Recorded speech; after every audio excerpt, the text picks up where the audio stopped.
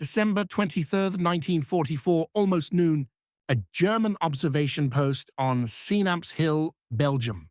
The field glasses shake a little in the cold, but the man holding them barely notices.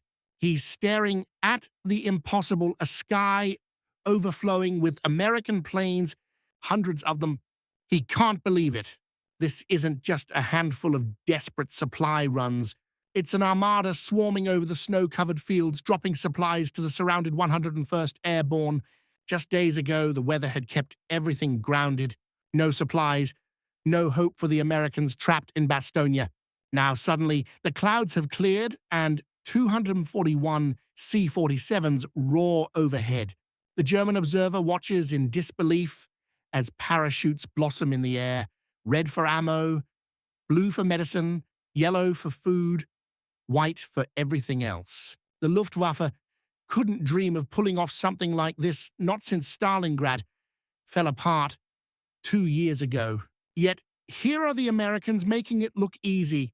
From their siege lines, Generalmajor Heinz Kokott's 26th Volksgrenadier Division can only watch. They'd started this offensive with confidence, even swagger. A week earlier, on December 16th, at 5:30 in the morning, the Germans hammered the American lines with 1,600 artillery pieces. Operation Wacht am Rhein, Hitler's last wild gamble to split the Allies and grab Antwerp, kicked off with a bang. The soldiers had marched through the dark, slipping on icy paths in the Eifel, packed so tightly it was hard to tell where one unit ended and another began. They'd been told this was it, Germany's chance at destiny. The Führer himself had promised that the weak Americans would fall apart as soon as the attack hit them. The Ardennes sector was held by green troops, worn-out divisions just looking for a break.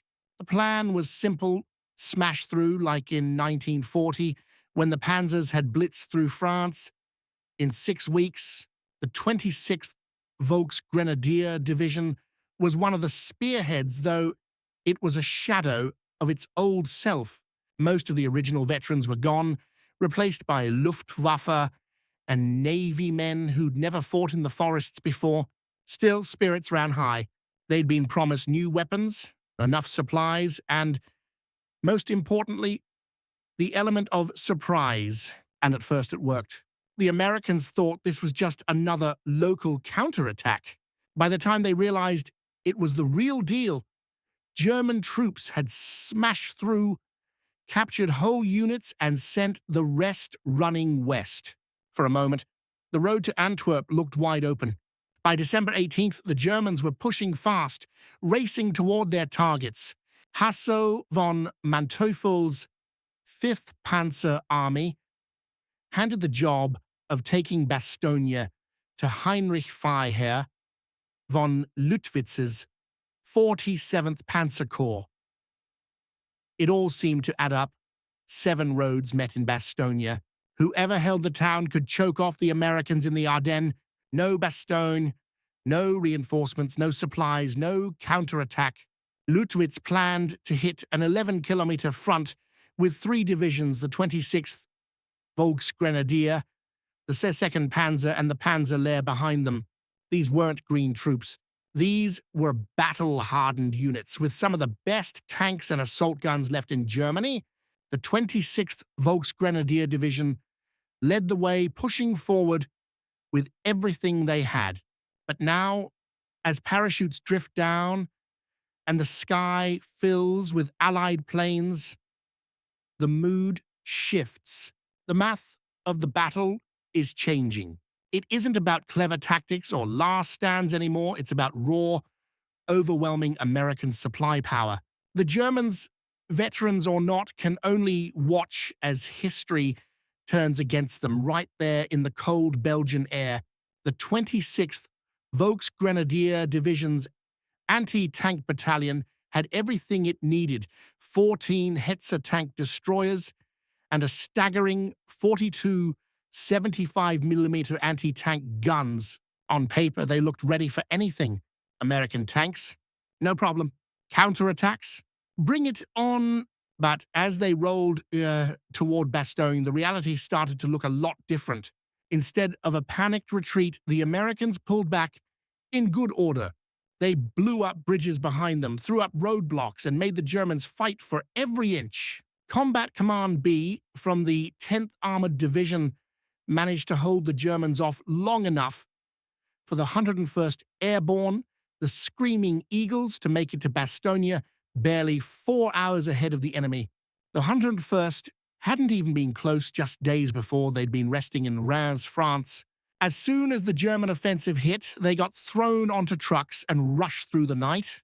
By the time they arrived, they were tired, underdressed for winter, and barely had time to dig in. But they made it, and that changed everything. By December 20th, the Germans had finished surrounding Bastogne. By noon on the 21st, they'd cut all 7 highways leading in or out. By nightfall, it was official. The Americans' inside elements of the 101st Combat Command B, the 705th Tank Destroyer Battalion, and other stragglers, about 22,000 men, were surrounded. The trap had snapped shut. Outnumbered 5-1, low on food, ammo, winter gear, most of their senior officers were somewhere else. From the German side, it looked like Stalingrad in reverse. Now it was the Americans who were trapped and cut off, with a choice: surrender or die. Generalleutnant Heinrich Freiherr von Lüttwitz, leading the 47th Panzer Corps, was sure he knew how this would play out. He'd seen Dunkirk in 1940, surrounded troops lost heart and gave up. He figured the Americans had, at best, 3 days of ammunition, maybe 4 days of food, if they stretched it. The brutal cold, minus 10 degrees Celsius, would finish the job. Confidence was so high that after bottling up Bastogne, the 47th Panzer Corps sent its 2 panzer divisions racing toward the Meuse instead of storming the town. They left just 1 regiment behind to help the 26th Volksgrenadier Division. Why waste tanks and fuel? Bastogne would fall to hunger and winter. The real prize was Antwerp. From December 16th to 22nd, the weather seemed to fight for Germany. Thick clouds, freezing fog, and snow grounded the Allied air forces. For the first time since Normandy, German troops could move by daylight without worrying about fighter bombers or reconnaissance planes. No carpet bombing, no sudden attacks from the sky. They could mass and attack almost freely. Inside Bastogne, things went from bad to worse. Some artillery crews had run out of high explosive shells. Others had barely a handful left. Food was gone. Soldiers scrounged through wrecked vehicles and abandoned supply dumps for scraps. Medicine was running out. Wounded men died from injuries that would have been survivable with proper care. Then came the ultimatum. On December 22nd, convinced the Americans were finished, the Germans demanded surrender. It was almost theatrical. At about 11:30 in the morning, 4 German soldiers waving white flags walked up the Arlon Road, coming from the south. The senior officer, Major Wagner, of the 47th Panzer Corps, led the way. Lieutenant Helmuth Henke, carrying a briefcase, followed. They even brought blindfolds, sure they'd be taken straight to the American commander. The typed surrender demand in both English and German was stiff and menacing. The Germans thought the Americans had no choice left. The tide of war had turned. Now it was the American troops in and around Bastogne who found themselves surrounded, boxed in by powerful German armored units. More German tanks had crossed the Orte River near Orville, captured Marcia, and pushed all the way to St. Hubert, rolling right through Hrakreel. Then came the ultimatum: surrender with honor within 2 hours or face total destruction. From the German side, this sounded generous, a chance for the Americans to avoid a pointless bloodbath. But the American answer? Just one word: nuts. The German command didn't know what to make of it. McAuliffe, the American commander, had sent back this cryptic reply, and the Germans honestly couldn't tell if it was a joke, an insult, or some kind of code. Lieutenant Henke had to get Colonel Harper to explain it. "If you don't get it," said Harper, "it means go to hell." Back at German HQ, the response hit like a slap. No surrounded army had ever answered a surrender demand so flippantly. Generalmajor Kokott was floored. Later, in post-war interviews, he remembered, "We offered them honorable terms. We had them surrounded 5-1. No supplies could get in. Refusing to surrender wasn't just brave, it was insane." Then, on December 23rd, 1944, the weather finally cleared. For the first time in a week, sunlight broke through over Bastogne. The Germans crawled from their frozen foxholes, soaking up a little warmth for their numb limbs. Most had spent the night shivering in sub-zero cold, feet like blocks of ice, weapons half frozen. Then came a sound, distant at first, a low drone that slowly grew louder, echoing through the hills. At 6:45 that morning, 2 sticks of Pathfinder paratroopers took off from Chole Grove in England bound for Belgium. These guys were the guides, the ones who'd marked the drop zones for the main force. They jumped at 9:35 a.m., landed, and were quickly scooped up by the Americans, who rushed to set up their gear. By 11:50 a.m., everyone along the front saw the planes coming in. For the Americans, it was the best sight of the siege, maybe the best sight of their lives. For the Germans, it was the moment they realized just how badly they'd misjudged the situation. The main wave appeared, 241 C-47s flying tight and low, barely 1,000 feet up. They came in waves, each group releasing their loads in turn. Parachutes burst open everywhere, bright colors filling the sky, each color meaning something different. German anti-aircraft crews scrambled to their guns. The 80mm flak cannons, the pride of the German army, swung up. 20mm cannons started barking.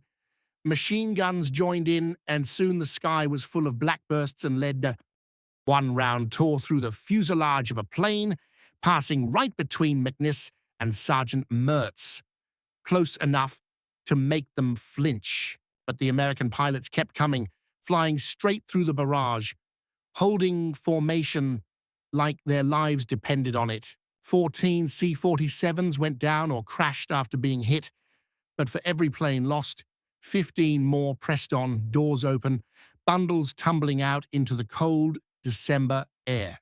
German troops watched in disbelief as damaged aircraft, engines smoking, wings shredded, still flew on to drop their supplies before peeling away or crashing. One C-47, its tail fully on fire, flew directly over German lines, the crew shoving out supply bundles until the very last second before the plane nosedived into the woods. Then came the real knockout punch, American logistics in action. Parachutes of every color drifted down, thousands of them, covering the snowy fields around Bastogne. For the American paratroopers, it was a miracle. For the Germans, it was a gut punch. This wasn't the desperate last stand of a doomed army. This was business as usual for a military with resources to spare. German intelligence scrambled, trying to count and catalog what was coming down. Red parachutes meant artillery shells, mortar rounds, ammo. Blue for medical supplies, surgical kits, plasma, morphine. Yellow carried K rations, D rations, and canned food. White parachutes had blankets, warm clothes, boots, gloves. Green meant radios and signal gear. Orange, gasoline in 5-gallon cans. The sky over Bastogne was a blizzard of hope for the Americans and a sign of disaster for the Germans. By the end of the day, the battalion had 528,000 rations stacked up and 250 gallons of gasoline ready to go. Ammunition?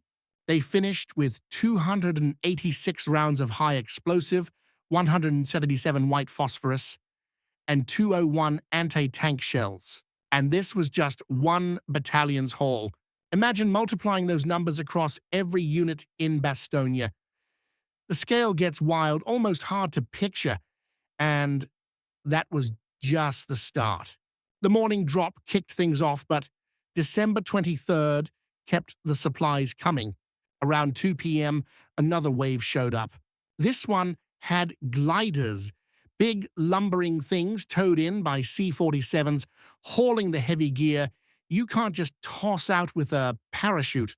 In total, gliders landed 92.4 tons of supplies, including 2,975 gallons of gasoline. They delivered complete surgical units, doctors, nurses, operating tables, the works. Jeeps rolled out. Radios buzzed to life. There were even new artillery pieces straight off the glider. One glider carried nothing but whole blood for transfusions, a luxury the Germans couldn't dream of, not even for their top brass. German medics, watching through binoculars, couldn't believe it.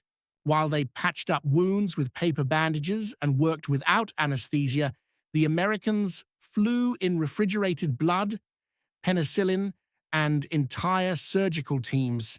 The difference in medical care alone was enough to break anyone's spirit. By late afternoon, Pathfinder teams had marked out several drop zones, and now the planes came in almost like clockwork. The artillery crews didn't wait. They loaded up shells that had just floated down by parachute and started firing at the enemy. Some of those rounds were in the air less than an hour after landing. Then the fighter bombers showed up. As if the endless transport planes weren't overwhelming enough, the clear sky brought something even worse. The return of American air power in full force. P-47, Thunderbolts roared in low, 50-caliber guns blazing, rockets shrieking off their wings. They hunted anything that moved: supply convoys, horse-drawn artillery, lone vehicles, even small groups of men. Every road turned deadly. Daylight movement meant risking annihilation. German troops who'd moved around freely for a week now froze in place. Supply columns headed for the front got caught out in the open and torn apart. The shock was instant and brutal. After a week of thinking they were winning, German soldiers suddenly remembered Normandy, the feeling of facing an enemy with so much stuff they could afford to hunt down single trucks from the air. It crushed any hope. By nightfall on December 23rd, the mood among the German forces had completely changed. They hadn't just seen a supply drop, they'd witnessed America's sheer ability to keep a surrounded division alive using resources that seemed almost endless. The numbers didn't lie, and they were terrifying. If the Americans could risk hundreds of planes and crews for one division, what else did they have? If they could drop hundreds of tons of supplies almost on a whim, what was their true strength? Then came Christmas Eve. December 24th brought clouds and snow, grounding the huge air fleets. German commanders saw a glimmer of hope. Maybe now they'd get their chance. The 26th Volksgrenadier got a Panzer Grenadier regiment from the 15th Panzer Grenadier Division just in time for a big push the next day. This was it, their last shot. They had to take Bastogne before the weather cleared again.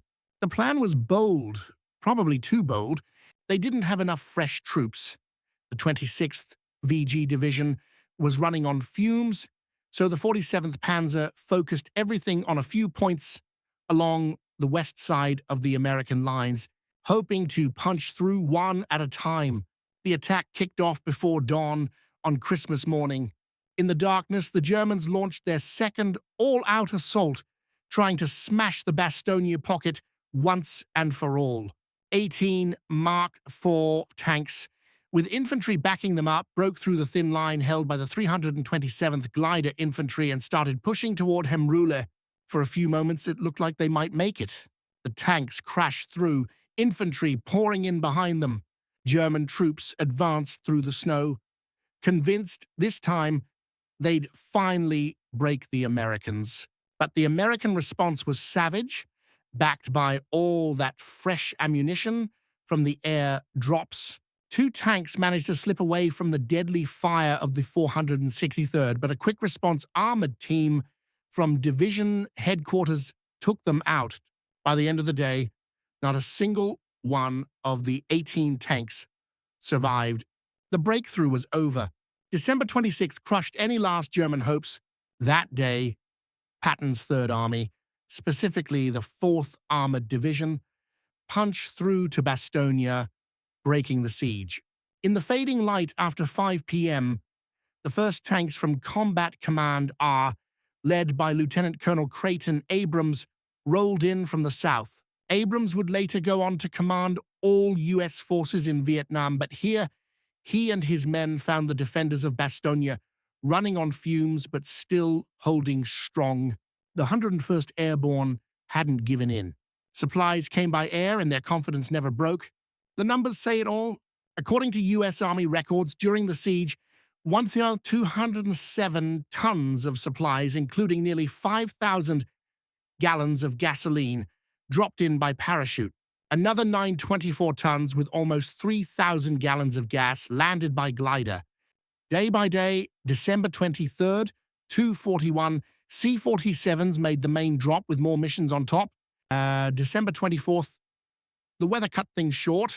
Christmas Day, no major drops. Weather shut it down. But by December 26th and 27th, even after the ground link opened, the resupply flights just kept coming. In total, over 1,200 tons of supplies delivered by air, more than 15,000 artillery shells, almost 8,000 gallons of gasoline, medical supplies, food for 15,000 men, winter clothing, everything they needed. Now look at the German side. They started with 54,000 men around Bastogne. The Americans inside, just 22,000. The Germans managed fewer than 100 aircraft sorties over Bastogne, while the Americans flew over 2,000. German air supply, zero.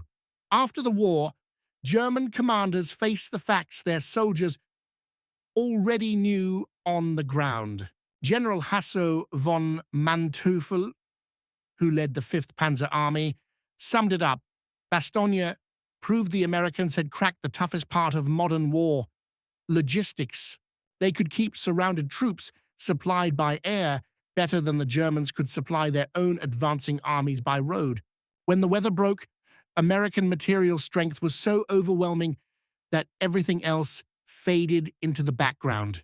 Generalmajor Heinz Kokott, described as quiet and thoughtful, put it even more simply after the war. On December 23rd, when American transport planes filled the sky, every German soldier watching understood they weren't fighting just another army. They were up against an entire industrial civilization, while they themselves had little more than rifles and horses. The psychological impact ran deep. News of the Bastogne airlift spread quickly through German ranks during the Ardennes offensive. Every unit had someone who'd seen it or heard about it in detail. The story kept growing, but one thing stayed the same. America's resources were on a different level. And the bitterest irony, the Germans set themselves up for this blow to their morale. By surrounding Bastogne, they forced the Americans to show just how strong their air supply game was. If they'd just gone around the town as first planned, they might never have seen it firsthand. After December 26th, the fighting around Bastogne turned into a series of desperate, bloody German attacks that went nowhere. Hitler wouldn't accept that a surrounded American force had not only survived, but came out stronger. On December 29th, the Germans rushed in the 1st SS Panzer Division as reinforcements, then threw in even more. 9th SS Panzer, Führer Escort Brigade, 177th Volksgrenadier. They all got chewed up against American troops now fully resupplied and ready for anything. The last big German offensive kicked off on January 4th, but it fizzled almost right away. German troops kept hitting the same Allied positions over and over, getting nowhere except adding more names to the casualty lists. They saw the hard truth of industrial warfare right in front of them, but really, they were only seeing a tiny slice of what American factories could do. Most of them had no idea just how much the US was churning out back home. Take the Douglas C-47, for example. It became the backbone of airborne operations, dropping paratroopers in missions like Overlord, Dragoon, Market Garden, and Varsity. The US built more than 10,000 of these planes during the war. Germany just couldn't keep up. Over 50,000 paratroopers jumped from C-47s alone. Looking back, it's clear that the Bastogne airlift wasn't just a logistical victory, it broke the Germans' will. Historians see it as a turning point, not only for the Battle of the Bulge, but for the whole idea of trying to win a modern war without matching your enemy's industrial power. After the airdrop started on December 23rd, American interrogators noticed something different in the German POWs. Before, captured Germans talked about setbacks and how they'd bounce back. But after they saw wave after wave of supply planes overhead, all they wanted was for the war to end so they could survive. The numbers tell the story too. From December 19th, 1944 to January 6, 1945, the 101st Airborne lost 341 killed, 1,691 wounded, and 516 missing. Considering they were surrounded and outnumbered 5-1, those losses were surprisingly low. The airlift kept them fighting when a classic siege would have crushed them, and that's the real lesson. The 101st didn't surrender because they never had to. Their country kept them alive from above. The old rules of siege warfare just didn't apply anymore. When two 41 C-47s roared over Bastogne on December 23rd, and then more came day after day, German troops saw it for themselves. This wasn't just about Bastogne, it was about the future of war. The country that could fill the sky with planes would always have the upper hand over the one that could only fill a trench. By then, the writing was on the wall. The arithmetic of American abundance spelled out the end for the Third Reich. Sure, the war dragged on for 5 more months, but for those who watched the sky fill with American planes that December morning, the outcome was already settled. The 101st would never give in, not because they were braver or tougher, but because their nation simply wouldn't let them lose. The planes that flew over Bastogne didn't just bring supplies, they shattered any last hope the Germans had for victory. America's factories, America's will, and America's sky-darkening armada made the final outcome obvious. Every German soldier who saw that spectacle knew the truth, even if their commanders wouldn't admit it for months. The war was over, and America had won it, right there in the skies above a small Belgian town. For the record, some of these German perspectives come from reconstructed reports and post-war testimony. Since not many first-hand diaries survived the siege, all the key facts, dates, and quotes are rooted in solid historical sources.